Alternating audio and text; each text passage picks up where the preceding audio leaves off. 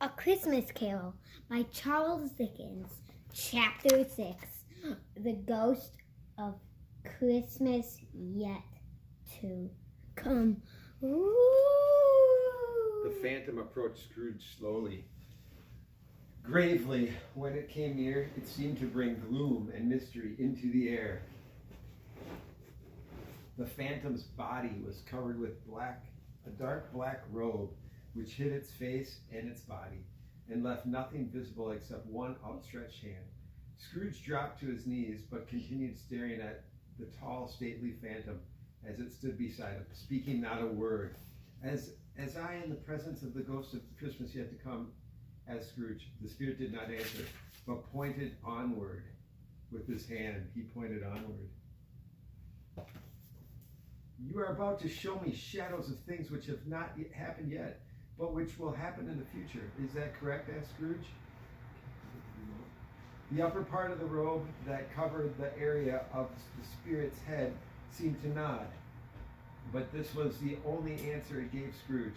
Although he was accustomed to ghostly company by this time, Scrooge was so frightened of the silent shape that his legs trembled beneath him, and he could barely, what could he barely do, Danny?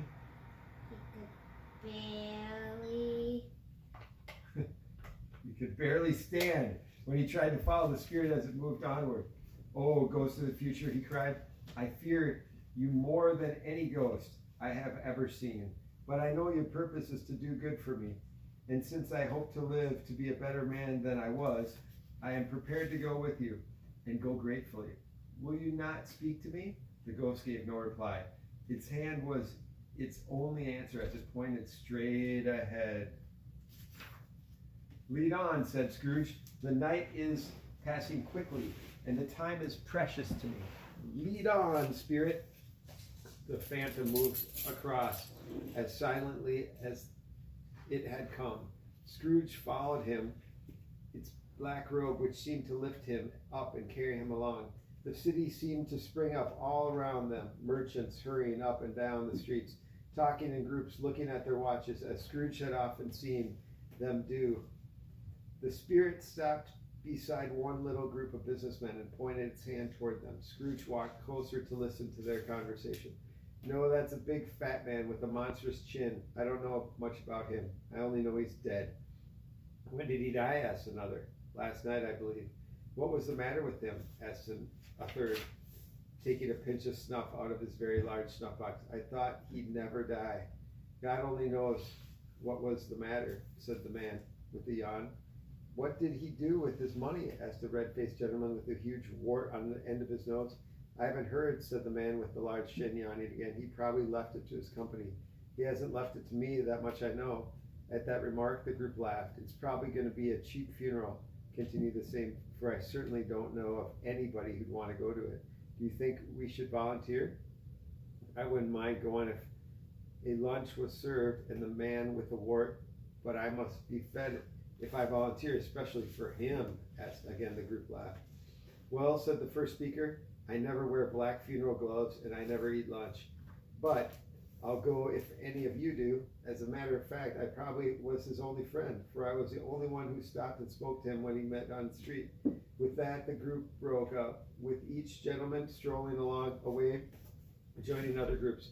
Scrooge looked at the spirit, surprised that it should have considered such a trivial conversation so important for him to hear. But perhaps, Scrooge said to himself, the spirit had some hidden purpose. Could the men have been talking about Marley's death? No, that was in the past, and the ghost is in the future.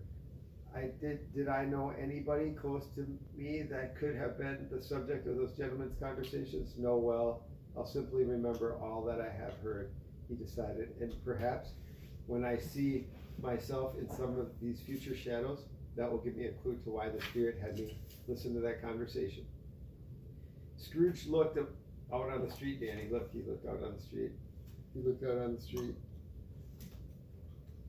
corner and spotted the accustomed place where he had always stood at the time of day, but he couldn't find an image of himself in the crowd. Still, he wasn't surprised, for by Now, Ebenezer Scrooge had already been making plans to change his entire way of living. Perhaps he reasoned, my not being among these crowds is a sign that I'm elsewhere, making a better life for myself. Then they left the busy business section of the city and went into a remote part of the town where Scrooge had never been before. This section had a bad reputation. Its narrow streets were dirty and smelly. Its shops and houses were broken down. Its people were ugly, drunken, in rags. The whole section smelled of crime, filth, and misery. Along one of the narrow streets was a shop that jutted out from the others. From a window, Scrooge could see piles and piles of rusty keys, chains, hinges, files, scales, weights, and junk iron of all kinds scattered all over the floor. Mountains of dirty rags were heaped everywhere, and boxes and bones and animals inside were crowded together. Sitting by a charcoal fire among the wares he sold was the owner of the shop, a gray-haired rascal, almost 70 years old. His head hung a curtain of dirty rags on a rope to shield himself from the cold air in the shop. But neither the dirt of the shop nor the cold of the air seemed to bother him as he sat smoking his pipe luxuriously. Scrooge and the Phantom entered through the wall just as an old, haggard charwoman came to the door dragging a heavy bundle. She was followed by another woman, also with a bundle, and a man in black. The three were settled to meet there, but they obviously knew each other well, for they all burst into laughter when they got there surprised. I'm first, said the charwoman to the old Joe, the shoekeeper. I was the first to enter the shop. The laundress there is second, and the undertaker helper is third. Now tell me, Joe, isn't that a coincidence? The three of us meeting here without planning it. Old friends could have met in a better place, said Joe, taking the pipe out of the parlor. Now, let's all go into the parlor. The parlor was the screened-off space behind the curtain of rags. Old Joe stirred the coals of the fire with an old stair post that turned to his customers. The charwoman threw her bundle on the floor and sat by the stool, looking defiantly at the other two who had followed her in. So you know that I didn't get the goods in this bundle as a gift, don't you, Mrs. Dilber? Said the charwoman to the laundress. Ha, said Miss Dilber with a sneer. Well, every person's got a right to take things, said the charwoman hauntingly, especially when it's to take care of herself. After all, I used to clean and scrub his place, and him that I took this stuff from always took care of himself, and he won't miss any of it. That's true, said the laundress. I knew him. I did his laundry, and he always did make sure to take care of himself, never of others. And besides, added the charwoman, who's going to know? We're not going to tell on each other. No, indeed, said Miss Dilber. And the undertaker's helper together. Very well then, cried the charwoman. That's enough. A dead man won't need this stuff. No, indeed, said Mrs. Dilber, laughing. Besides, continued the charwoman, if he wanted to keep him after he was dead, he should have been a better man during his lifetime. If he was, he'd have had somebody to look after him while he was dying, instead of lying there gasping out his last breath all alone. That's true, said Mrs. Dilber. This is his punishment, having all his belongings stolen. It would have been a worse punishment if I could have laid my hands on anything else, said the charwoman. All right now, said Joe, let's get down to this. I'll take the smallest bundle first. The undertaker helper opened his first. There wasn't much of it, a pencil case, a few buttons, a brooch, a little value.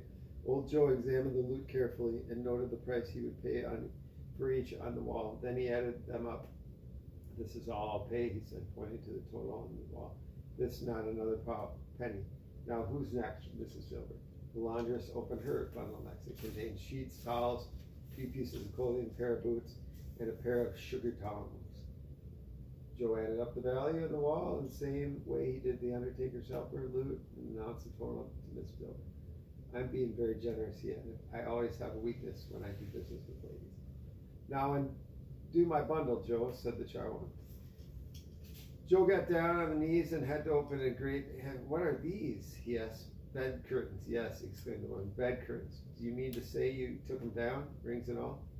Yes, replied the woman. Why not? I'm certainly not going to keep my hands in my pockets if I get something of value in them just by reaching out, especially from a man like him. Look, there's blankets too. His blankets, asked Joe. Who else did you think?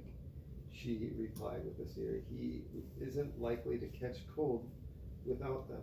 Everyone laughed at that. Old Joe was now hiding a man's finely woven silk shirt up to the light. You can look at all you want to, said Joe. Charwoman, look till your eyes hurt, but you won't find a hole in that shirt, or a patch, or a worn spot. It was his best shirt, and it would have been wasted if it hadn't been for me.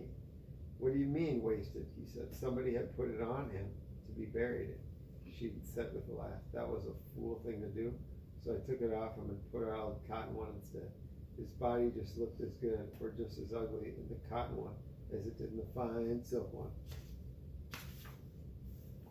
When old Joe handed her flannel bag with money in it, Charwoman laughed. Ha ha, this is the result of his life, you see. He frightened us all away from him when he was alive, but we're making a profit on him now that he's dead. Ha ha ha. Spirit, cried Scrooge with a shudder. This unhappy man they're talking about could have been me, for I have been leading just that kind of life they describe. But merciful heavens, what is this? Scrooge drew back in terror, for the scene had changed. Now he is standing beside a bed, a bare bed with no curtains, no blankets. On the bed beneath a ragged sheet lay something very silent and unmoving. No one was in the room with the body to watch over it, to weep over it, or to care for it. Scrooge glanced cautiously towards the phantom. Its hand was pointing to the head of the body, as if telling Scrooge to lift a ragged sheet and reveal the face. But Scrooge couldn't move. His arm seemed to have lost the power to raise it, even after as light as the ragged sheet was. Scrooge looked up at the phantom in his eyes. Spirit, he cried, I have learned a lesson in this fearful house of death, a lesson I shall never forget. Let us go now. But the spirit did not move, only there, with his finger pointed at the head beneath the sheet. I understand what you are telling me, said Scrooge. I would uncover the face if I could, but my arms do not have the power to raise it. The phantom seemed to gaze at Scrooge from the blackness, but still it did not move. Please, spirit, if this is of any person in town who feels any emotion over this man's death, cried Scrooge in agony, show me that person, I beg you. The phantom spread its dark robe, and when it pulled the robe back, a mother and her small children appeared. The mother seemed anxious, as if she was expecting something, for she was pacing back and forth, glancing at the clock, stopping at the window and jumping with each sound into the house. Finally, the long-expected knock came, and she hurried to the door to let her husband in. He was a young man. Though his face was troubled and weary, his wife led him to a table set with his dinner and waited patiently for him to speak. After a long silence, during which a young man did not even lift his fork, his wife finally forced himself to speak. Do you have news? She asked. The young man seemed embarrassed as to how to answer her. Yes, he said quietly, but it is bad.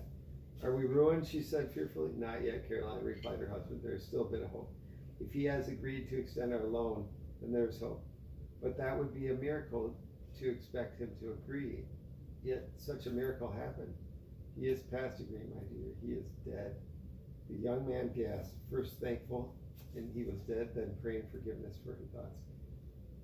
Her husband went on to explain, I checked out everything today. For last night, when I tried to see him to beg for a week's extension and making the payment, I met a drunken charwoman coming out of the apartment. When she told me he was very ill, dying, in fact, I thought he was using that as an excuse to avoid me. But I found out this morning that what she told me. Well, what about our debt? Asked Caroline. Will it be transferred to another person? Will we have to pay it? I don't know, said the young man. But before that happens, a certain that we'll have the money.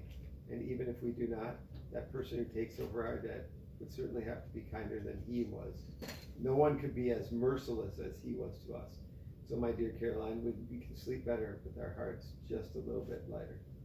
The hearts of the young woman were lighter, and even their children, now quiet and trying to understand what their parents were saying, seemed more cheerful as they saw their parents finally smile. Yet this was a happier house as a result of that man's death. Spirit, said the Scrooge, you have shown me a scene of pleasure of a man's death. Is there no one who still feels sorrow over death? Do people no longer mourn over death?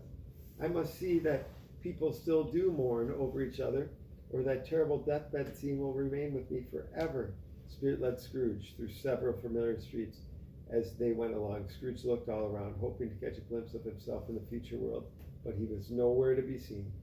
They stopped next to Bob Cratchit's house, a place Scrooge had visited with the ghost of Christmas past.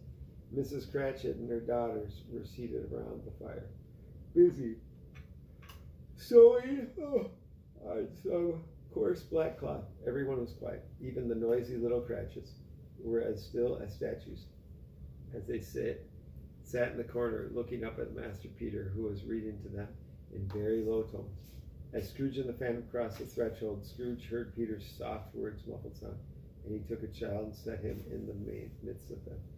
But the boy couldn't go on. He stopped reading, for his tears had all choked him. Mrs. Cratchit put down her sewing, covered her face. Though her tears, she tried to reassure her children. "It's the sewing, my dear. Sewing on the black cloth hurts my eyes." "Oh no," cried Scrooge. "Poor Tiny Tim. Is he?" And the Phantom seemed to nod from the blankets.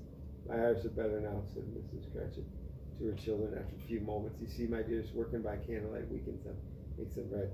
And I don't want your father to see them red when he comes home. He should be here shortly."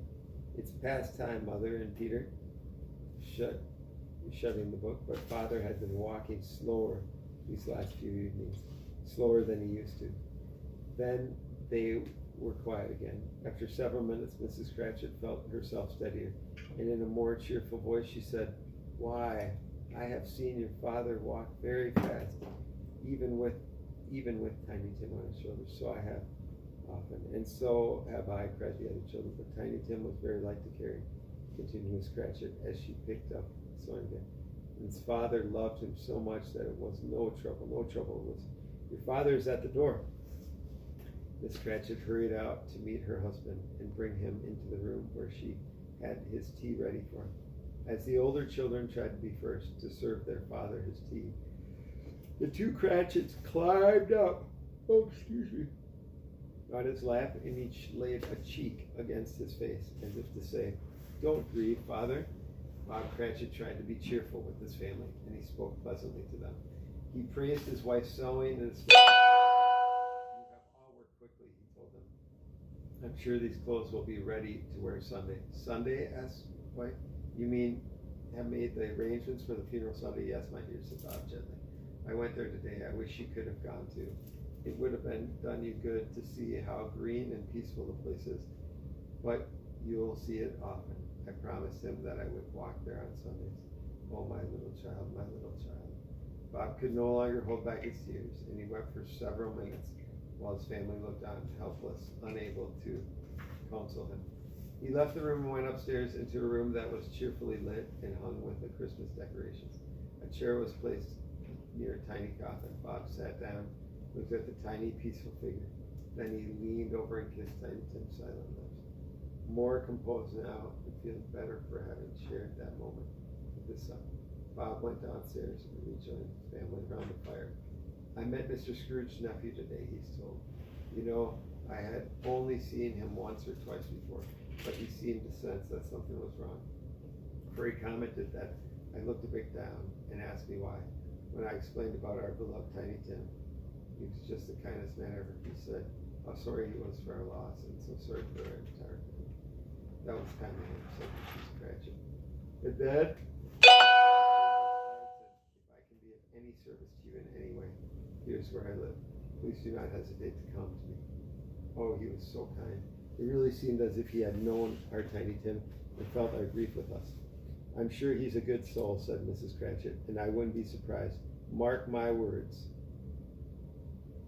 if he even tried to get our Peter a better job." "Do you hear that, Peter?" exclaimed Mrs. Cratchit. "And that Peter will find a girl," and said Belinda, "and get married and get along with you," cried Peter, grinning. "That's plenty of time for that one of these days," said Bob.